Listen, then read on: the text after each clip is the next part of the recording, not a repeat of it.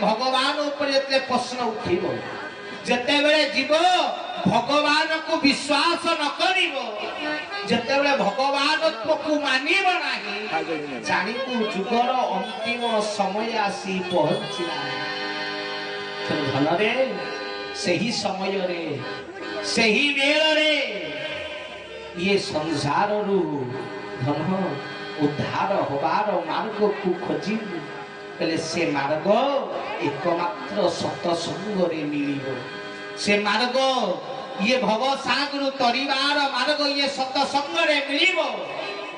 सेठी पई कहिले विनुषक संग विवेक न होई राम कृपा विनु सुलावन सोई हरे हरे बोल बिना सत्संग रे प्रभु मिले ना तो सत्संग करिवा को पड़िबो किंतु केमिति करिवा केउ प्रकार भगवान को पाइबा केउ उपाय रे प्रभु मोर होइबे संतोष निष्कासित हेउ पद्म पादु सेही रस काली आलोचना क्रमांकर में छाड़ी थिले कोन ना जीव अमृत बिना उद्धार होई पारिबनी आ अमृत मिले कोठू ना प्रभुंकर पादाबजरु गोविंद गोविंद गोविंद पदु गळुछि मकरंद खेले ऐश्वर्य विभोग सबुता खेल ता मध्ये रहिछि विष अनल सबु तार बोली भाबिबु जेबे विषरे अमृत पाइबु तेबे ये विश्व भितर अमृत मिलिले सिना उद्धार हबु ये संसार भितर केशव मिलिले सिना पारी हबु आउ ये जीवन उद्धार हेबा पाई हेले अमृत पाइबा को पड़िबो आ अमृत मिलिबो कोठू ना तांकर पाद भाई ये शरीर भितर श्रेष्ठ किए ना मुंड मुंड होची सब ठाकु श्रेष्ठ कना आखि देखिबो कान सुनिबो पाटी कहिबो तो ये सबुठारु श्रेष्ठ है मुंड किंतु ये मुंड भी पाद आगे नहे किंतु शास्त्र कहले पादरु जन्म होइचंती शूद्र अर्थ सबुठारु छोट है पाद सबुठारु छोटिया है पाद किंतु ये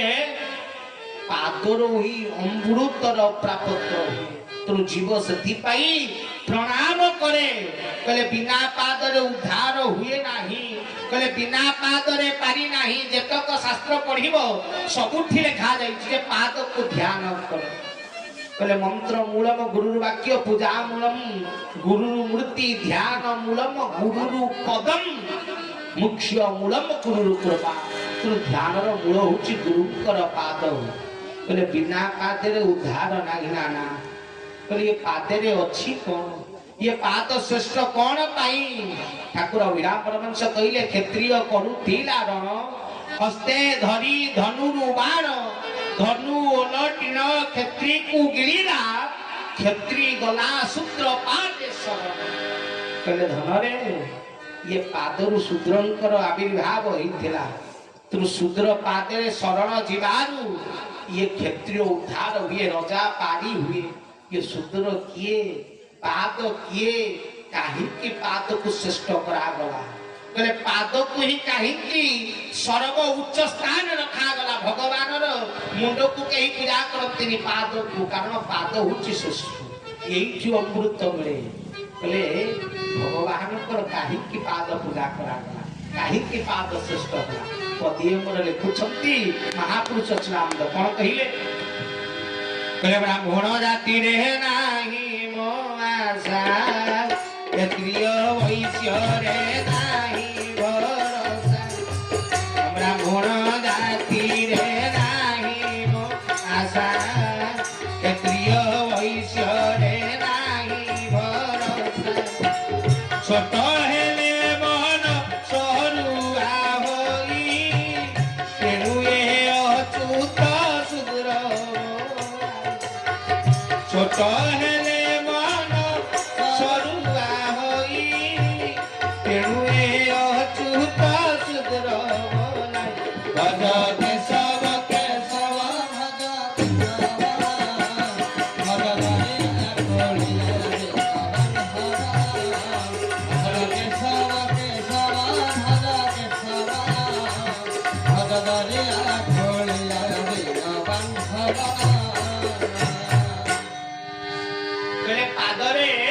मुख्य तो दुईटी द्रव्य पाद श्रेष्ठरा प्रथमे छोट हेले मन सरुआ होई पाद सबुबेले सान पाद सबुबेले निम्न ये जीव जेते पर्यंत निम्नगमी न होईची जेते पर्यंत निजको दास न करिची जेते पर्यंत निजको चाकर न सदैची सेते पर्यंत ज्ञान बा अमृत प्राप्त करि पारिबो नाही सेति पई कहिले कोन गीतारे कृष्ण कहले कहले जन्मते जायते शूद्र संस्कारे द्विज उच्यते वेद अभ्यासे भवति विप्र ब्रह्म जानाति ब्राह्मण जन्मरु समस्ते शूद्र ही जन्म होबति कहले प्रथमे छोट हुओ प्रथमे सान हुओ प्रथमे दास हुओ कहले जेते पर्यंत दास न हेइछो छोट न हेइछो सेते पर्यंत ज्ञान पाइबा पाई योग्य नुहे कहले ज्ञान रो उत्पत्ति कोठी हुए ना यही स्थान ब्रह्मरंद्र ज्ञान रो उत्पत्ति हुए किंतु ज्ञान उत्पत्ति हेला परे निष्कासित को पटे हुए ना शरीर रो अंग देई पाद देई की निष्कासित हुए कारण पाद होची निष्कासित रो जगह शरीर रो समस्त शक्ति पाद देई बाहरे विज्ञान मतरे मध्य पाद द्वारा आम मानकर संसार रु आमे माने शक्ति ग्रहण करू सेति पई ये पाद रु ज्ञान जो मुंडरे तयारी हुए पाद दे निष्कासित हुए बाहर तो जीव एथि पई पाद को पूजा करेबा पाद को प्रणाम करे कारण ग्रहण करिबा सामर्थ्य पादर नाही ग्रहण करिबा सामर्थ्य होला मुंडर तो ये मुंड जेते बेले पाद को स्पर्श करे सेते बेले से कृपा बा ज्ञान बा से जीव भितर थिबा शक्तित्व ये मस्तिष्क रे प्रवेशित हुए पहले कारण ये मुंड शरीर को चलाए चक्षु कर्ण नासा जिह्वा ये पंच ज्ञानेन्द्रिय जे जीव को परिचालित करती आमे माने प्रवचन रे बसिचे हरि कथा सुनुचे किंतु इंद्रिय चुकुत हुई जदि प्रवचन बसीचे कान को प्रवचन भल न लागिवो जदि कान को हरि कथा भल न लागिवो प्रवचन सुनिबे भाई सुनिबे चुपुतर उठिबे चाहिबे कारण कान को भल लागिबा इंद्रिय चुकुत कहले हरि कथा आपण जेते सुंदर ठाकुर सजा हेबे सेते आकर्षित होती काली कहूती तो चक्षु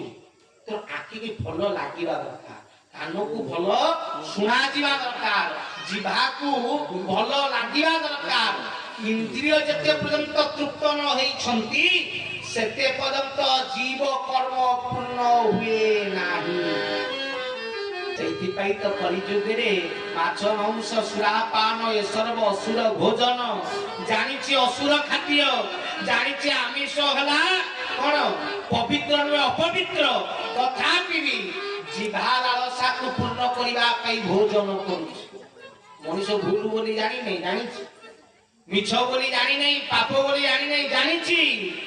मोर गोटे सांग कहला मो आत्मा डाकुछि मु कोन करिबि मु कहली तो आत्मा डाकुछि ना हो मु कहली हम शास्त्र रे आत्मा को भगवान बोली कहती जानिछु ना हो मु कहली ताले भगवान मागुछथि तते मांस ना ना हो मु कहली ताले गोटे काम करे चारटा खंडे तुलसी आनी करी मटन ऊपर पकेई टिके पानी छड़े की खाऊ भगवान जदि मागुछथि ना सेटा गोटा कथा ना ये आइंस रे कोन तुलसी पड़ियो मु कहली काई ना भगवान को आइंस भोग ना देखिस पाप करा मु कहली ताले तू जानिछु आमिष ईश्वर ग्रहण करती नहीं जदि ईश्वर ग्रहण करते ताहाले तुलसी पड़ंता तेणु धन रे ईश्वर ग्रहण योग्य नुहे तेणु से तुलसी पड़ी पारिबो नाही जानिछु आमिष भूलु तथापि जीवा पई भोजन करूछु कान हरि कथा जेते चली ताऊ हरि कथा जेते सुनुथा हरि कथा जेते जोरे चली थाऊ हरि नाम चली थाऊ जति पछुआरे किए गोटा हे संसार कथा हला मधुआ दीटा करी कले कान आग से कथा सुनिया को किए कोन कोई कारण ये इंद्रिय ये कु आग ग्रहण करे सु को परे ग्रहण करे भाई चिंता करो गोटिए जगह रे भगवान थिबे सुंदर सजा हिथिबो मनीष आखि देखुथिबो तारि के गोटिए जगह रे भूल रे फूलटा छाड़ी जाइथिबो कि भांगी जाइथिबो टिकिए দেখা যাଉଥିବ ପୁରା ଭଲ ସଜା ହେଇଥିବ ଗୋଟିଏ ଜାଗାରେ ଭଙ୍ଗା ଥବ ଆଖିଟା ଆଗ କୋଉଠି ପଡିବ କୋଉଠି ପଡିବ ଆଗ ଭଙ୍ଗା ଉପରେ ଭାଇ ତାକୁ ଫୁଲଟା ଛାଡି ଯାଇଛି ଇରେ